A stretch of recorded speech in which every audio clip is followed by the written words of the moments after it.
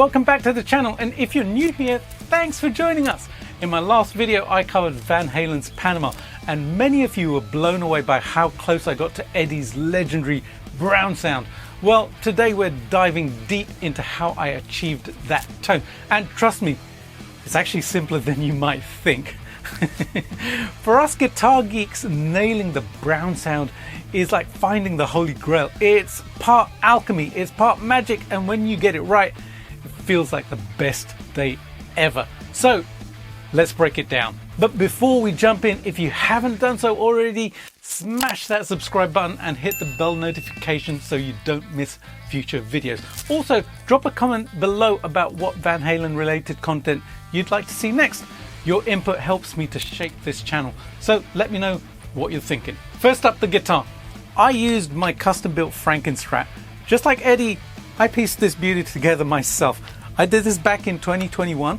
If you want the full story, check out my build video, which is somewhere on my channel.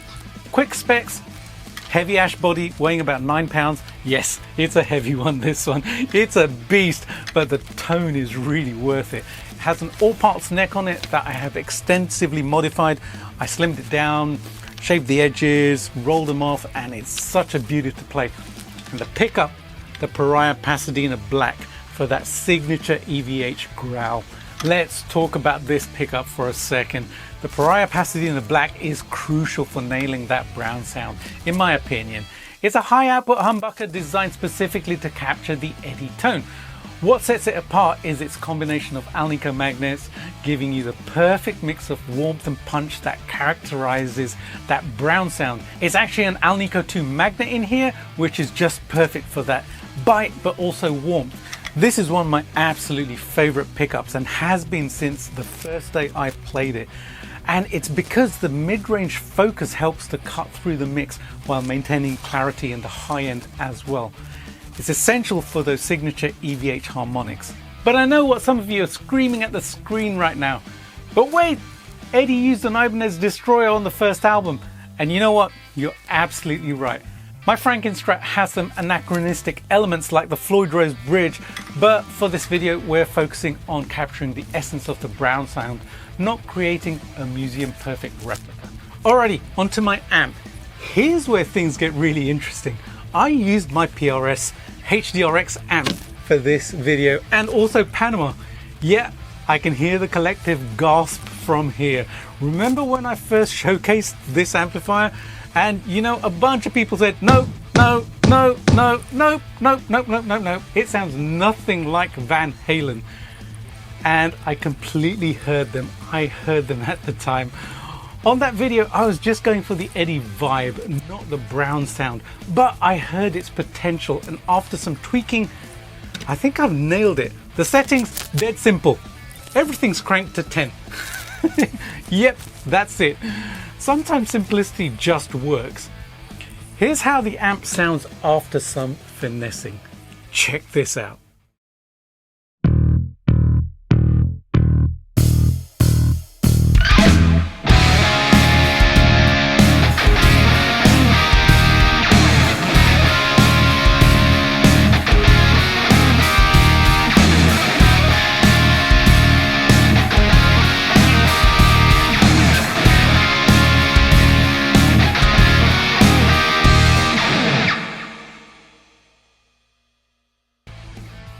So, what do you think now? It's pretty damn cool, isn't it? Now, I bought my HDRX 20 from the good folks over at Peach Guitars here in the UK because they had these on offer at just £500. That's around $600, and it's actually £200 less than I found them anywhere else. So I basically saw this and I grabbed it as quickly as possible because it's a Plexi style amp, and I love Plexi style amps.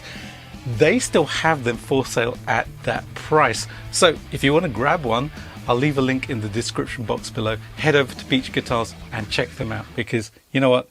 This is a crazy cool little amp. You know, when I set up this sound, I did use 2 key pedals to kind of emulate Eddie's signal chain. First, we have the Caitlin Bred Epoch Boost. This little gem emulates the preamp of an Echoplex delay unit. Eddie was known to use the Echoplex preamp to boost his signal, and this pedal nails that character really, really well. Next up, I use a Friedman Buxom boost. I'm using this to tighten up the tone a bit. It's barely adding any drive.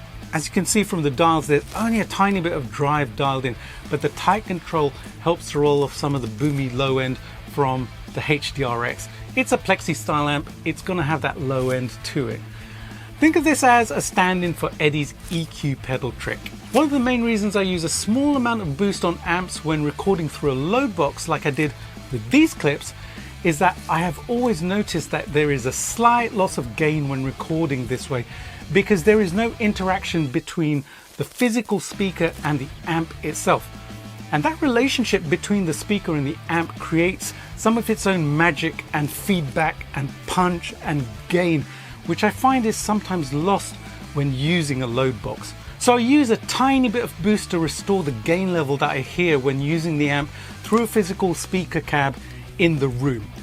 Let's take a listen to how each of these pedals adds a little bit of that EVH spice to the overall tone.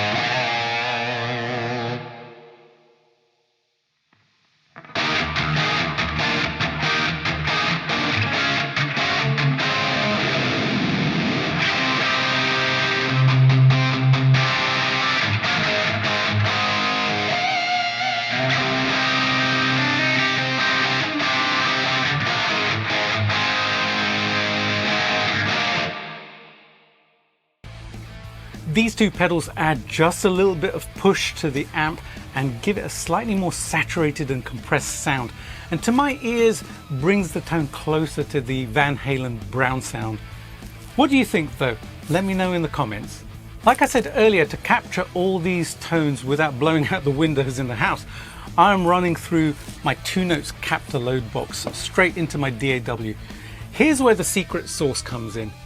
The VH7884 impulse responses by 3 Sigma Audio. These impulse responses are the missing piece to the brown sound puzzle. I'll drop a link in the description box below if you want to check them out. They are absolutely amazing.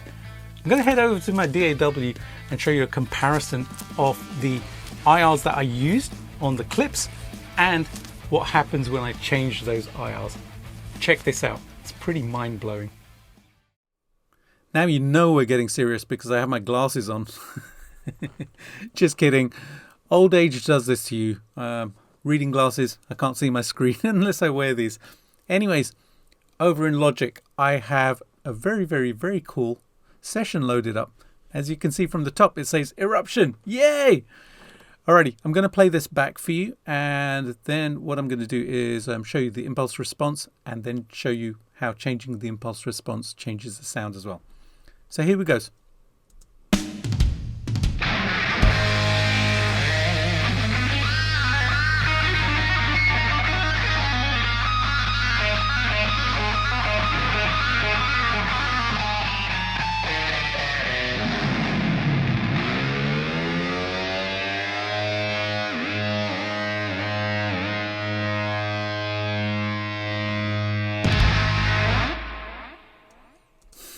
You gotta love Eruption, right? I love playing that. Alrighty, what I'm going to do is solo up this guitar part and then turn off the phaser as well. And I'll bring up the impulse response that I used here. So this is from the 3 Sigma 7884 pack, the VH7484 I should say. And it's a pretty amazing pack. I really like the impulse responses in this pack. So I cycled through them, tried variations and stuff, and this is the combination which worked for me. And there are a bunch of them in here. Now when you see the numbers like this, 1 through to 5, it basically means that number 1 is the brightest, number 5 is the darkest. So if you think about it like a microphone being in the middle of the speaker and then moving out to the side, so number 1 is going to be in the middle, number 5 is going to be out to the side. So I found that warm number 3 worked really well for the core sound, but it needed a little bit more kind of bite, a little bit more spike. So I put the bright one in there as well, and I added in just 12%. So the warm 3 is at 100%, and then a little bit of the brighter sound coming in to create that tone. So if I play it back,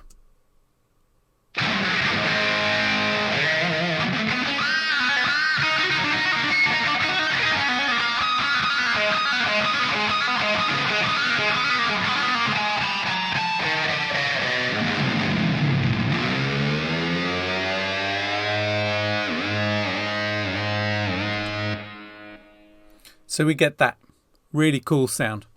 Alrighty, so if I change the impulse response, I'll go over to this screen here, because this is my green 1 impulse response. This is from my signature pack, and this is the impulse response that I use on most of my tracks when I'm recording. This is my go-to. I love the sound of this one, but it sounds different from the VH pack. So if I go back now and play the guitar track,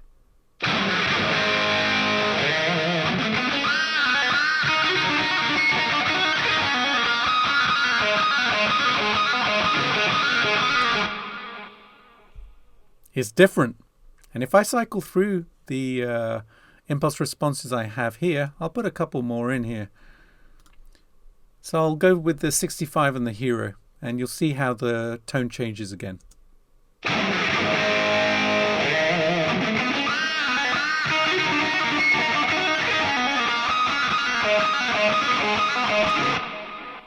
So that's a darker sounding cab. All right, let's try the creamback cab that I have.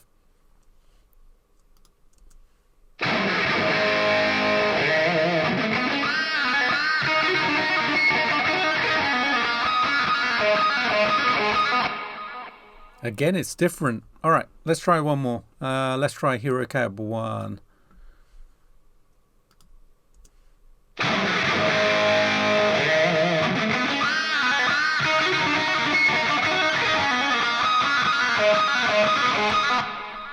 Again, it's different. This one doesn't sound Eddie to me. There's just too much mid-range coming through.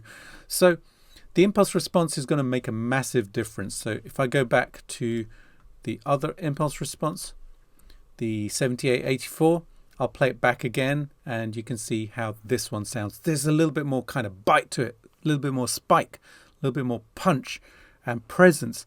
It's very, very Eddie, but it still sounds really warm.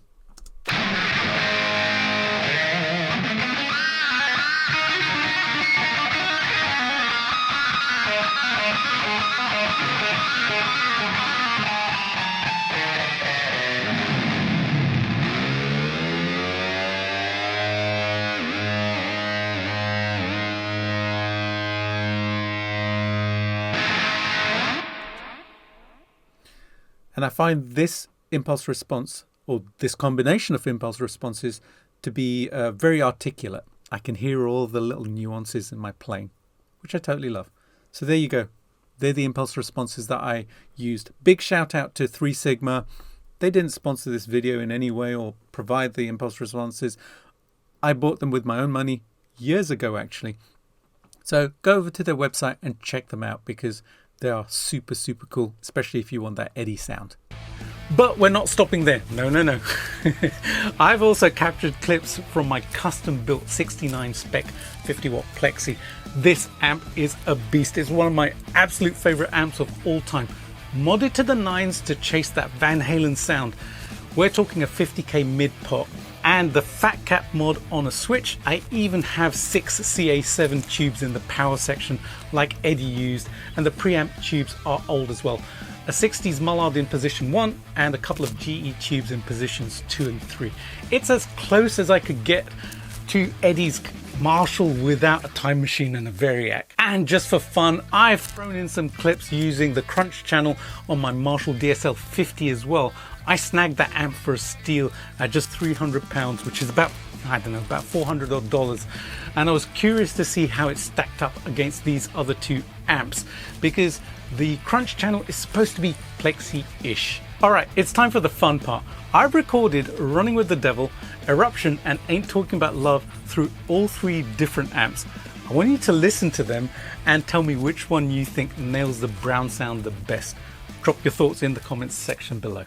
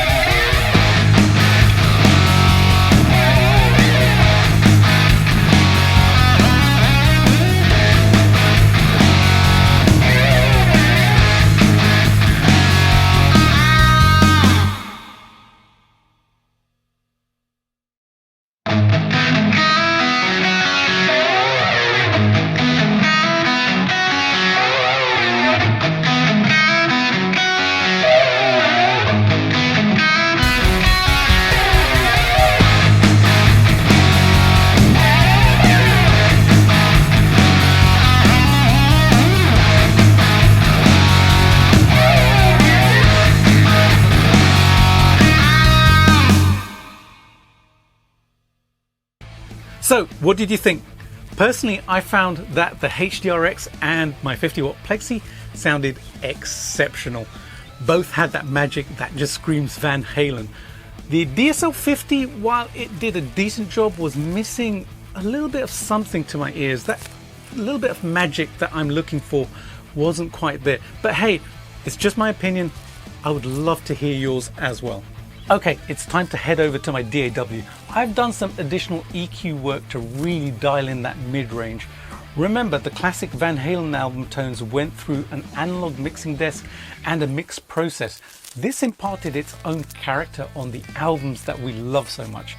I've also added some Sunset Sound reverbs and an Echoplex delay unit into the mix to give us that whole Van Halen vibe. So let's head over to Logic and look inside my DAW. So I'm back in Logic with Light Up the Sky this time, and I want to show you what I did in terms of mixing. Now, something we've got to remember when we listen to these tones from these albums is that the album was mixed. It was EQ'd. In fact, the guitars were mic'd up, they were put through preamps, they were put through a mixing board, they were put through EQs, compressors, etc. All of these imparted a tone to the final recorded sound. It's something we forget because we just want to plug into an amp and make it sound like the recorded album. But this is a necessary part, and I found it necessary this time to do a little bit of EQing. Usually I don't. Usually my guitars are basically just what you hear is what I am hearing in the room without any EQ. Just works, but I'm obviously trying to get the Eddie Brown sound. So what I found was when I played back my guitars, it needed a little bit of tweaking in the mid-range and also the high end, because I needed a little bit more spike and I needed the mid-range to be quite specific. And I listened to a couple of isolated tracks in order to kind of figure out where I was heading to it. Did I get there 100%? No, but I got close enough, I think. So this is what I did.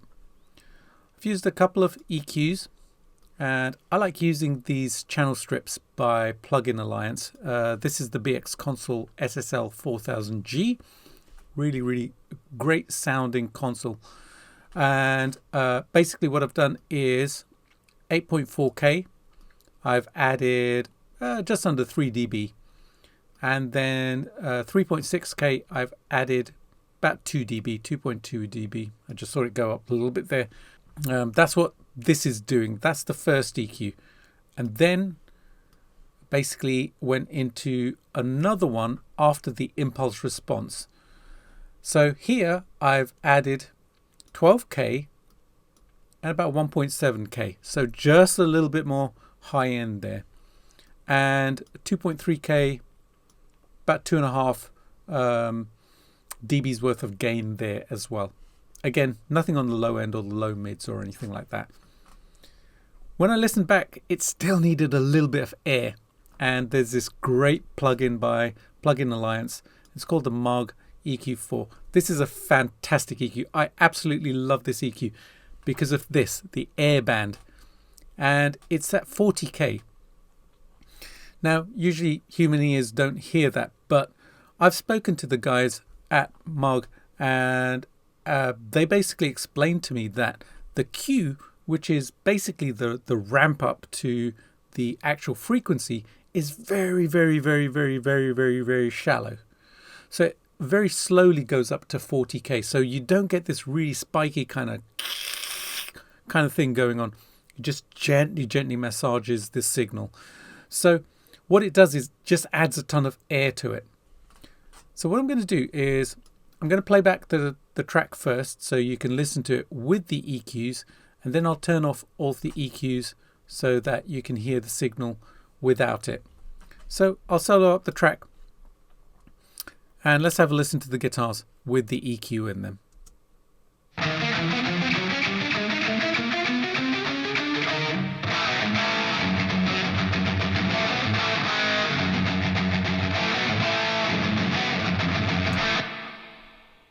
That's great. Did exactly what I wanted to. Basically, it's kind of spiky and trebly and awesome and sounds like the Marshall's about to blow itself up. All right, if I take all of the EQs out, you'll see what happens here.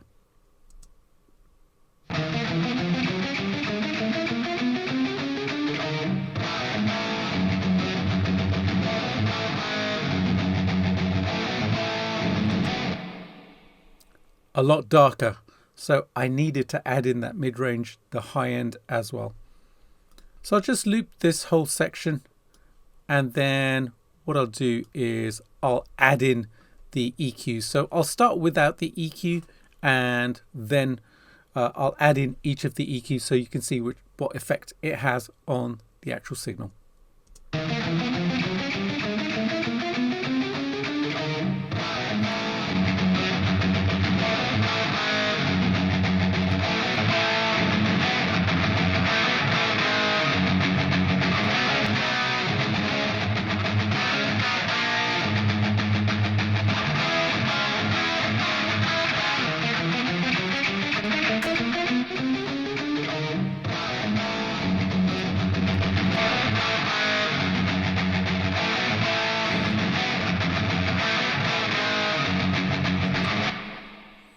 So there you go. That's what the EQ did. Worked really well, got me close to the sound that I was hearing on the isolated tracks. All right, over to the effects which I used, and basically how I set up my Van Halen kind of tone and the vibe is I use the Sunset Sound reverbs, and here I've got the chamber in Studio 2, which is where Van Halen recorded. And I also have a room sound as well, which is here. So this is the room in Studio 2 as well. So I mix in a little bit of both. And I just leave the settings as they are. I don't actually screw with the settings at all. They are what they are, and I just leave them there. All I do is I pan them to the right-hand channel. So as you can see, the chamber here is at plus 53, so almost all the way panned right. And then the room is panned kind of like halfway over to the right as well. So some of the signal still goes over to the left channel, but most of it stays on the right hand channel. And if I look at my rhythm track here where my rhythm guitars are coming in, I've got quite a lot of the chamber coming in here. It's at about 50% basically, right? And then the room is at maybe about a third. That gives me that whole Van Halen vibe where it sounds like a doubled up guitar, but it's actually the reverb working on the right hand side. I've also got a little bit of the Echoplex going on here, and for this I actually used the IK Multimedia Echoplex plugin, the Tape Echo, the TR5. Now, all of these plugins are basically IK Multimedia, and this is a great sounding unit. Love it. I really needed to time this for the Van Halen thing. I think it was like 320 something odd milliseconds, but hey, I just left it on a quarter note. But you kind of get the idea of it. It kind of adds a little bit of body to the overall guitar sound. It doesn't sound too dry, and there's that slight kind of like, you know, echo that's coming back and making the whole guitar sound bigger. So that's what was happening there. The other thing that I did on some of the tracks was added in a phaser, and I like to use this one here, which is called the Phaser 74. Kind of looks like Eddie's phaser, right? And usually I set it around here, slow, and it just works. This is by Phasertone. It's a free plugin. You guys can go ahead and kind of go to the Phasertone website and download it and check it out if you would like to. So you'll hear this on some of the other tracks as well. Kind of like Eruption and stuff had a phaser on there, so I added it in the mix stage. So that was all the effects and the EQs which I used on this session. Here's a tiny detail that makes a huge difference. The picks. I typically use these gravity picks, and they are 1.5 millimeters, which is basically a rock. There's no give in these, they are solid. But Eddie often used much thinner 0.6 millimeter picks, and switching to these Dunlop 0.6 millimeter picks made a surprising difference in attack and the overall tone. It's these little details that can take you from close tone to nailed it tone basically.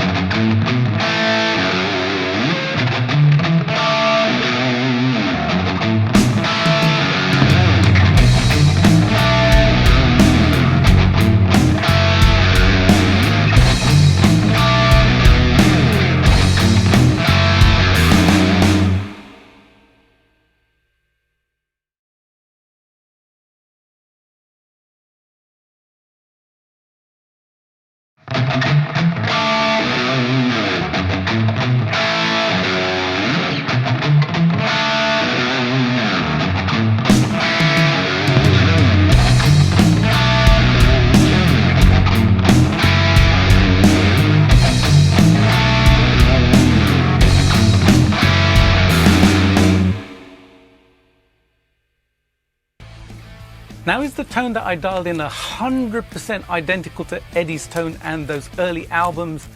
Of course not.